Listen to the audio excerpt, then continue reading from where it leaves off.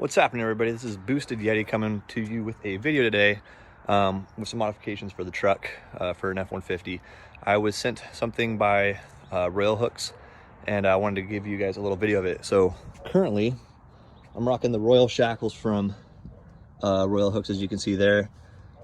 They kind of hang down a little bit, and these are mounted with a rough country shackle bracket. Okay, so Royal Hooks was cool enough to send me their new Billet enhanced tow hooks specifically for the F-150s. And so they sent me them in powder coated white with two different size spacers, as you can see. So I don't know if when you actually get them, if both size spacers will be included with the package or if you have to buy those separate. But they sent me both sizes because not all bumpers will take just the tow hooks as they are. So I'm thinking I'm probably gonna have to use at least one of those spacers, either the small or the big one, to get it to clear, so it doesn't contact that when I install them. So we'll go ahead and get these Royal Hooks off, and then put the new Billet enhanced tow hooks on and see how they look. And I'll kind of go through the installation along with that. And also, I just gotta say, these things are incredible looking. Like, the powder coat finish on them is awesome, and I think I'm really gonna like these a lot more because they're gonna stick straight out and not dangle down as much in front of the lift kit like these do. I mean, these look awesome, but my wife's constantly giving me crap for them, saying they look like nipple piercings on the front of the truck. So this should be a pretty decent upgrade. So to start, if your truck comes with stock brackets installed already, you're gonna have to remove them to install these new ones because they don't need the brackets. They just mount straight into your frame.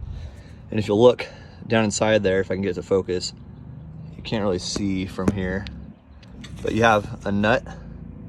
This is actually built in, so that's not really just an independent nut. There's like a bracket that sits on top of it. It's one solid piece with two basically nuts welded on, and you should be able just to take both those out and then drop this bracket out.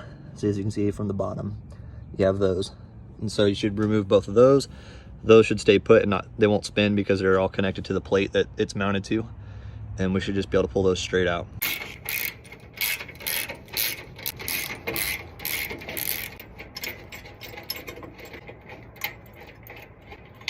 There's the back.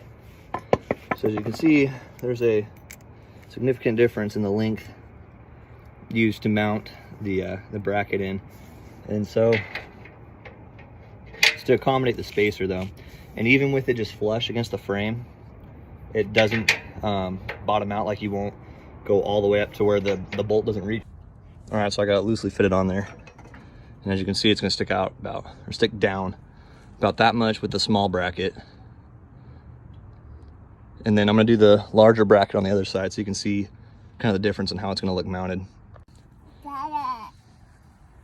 1, 2, 3. Did you come to help do the install? Awesome. So I forgot to mention, because my wife actually brought it out here, it was that there's a smaller bag of hardware that I missed in the box for the smaller spacers. The larger hardware is for the larger spacers. All right, so I got it on there okay, without any problems. You just gotta really wrench on it a little hard, and then it'll actually thread up through that bracket, no problem. As you can see, that's the height. That's like the perfect distance. That's right where it needs to sit. So I'll mount the bigger bracket or spacer on that side, and we'll see how it looks compared to that side. So instead of me mounting everything on there and, you know, torquing everything down and jacking the powder coat on these up and taking it back off, redoing it, I'm just gonna hold it up so you can see the height difference between that side and this side with the smaller versus the larger bracket per spacer. So as you can see, the height difference with the larger spacer on there. So it's just a little bit further down.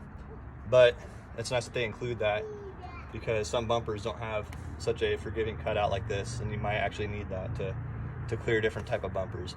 So this particular bumper, which is a Barricade Extreme HD off-road bumper, it clears it fine with actually no spacer at all, but I like having a little bit of a gap there. So very accommodating. I like these things a lot. Another thing I forgot to mention is that for these bolts, it's actually a 3/4 inch slash 19 millimeters socket head. So keep that in mind. So see, you gotta kind of push it pretty hard to get it to punch through that top part of that bracket.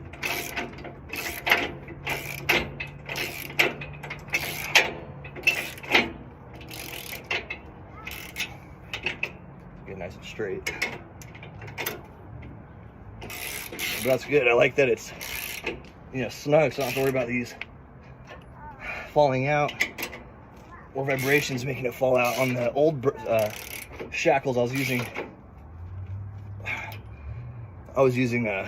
lock washers to keep it from vibrating loose, but with these they punch through the top of that bracket so well that it holds it in. You don't have to worry about it coming loose.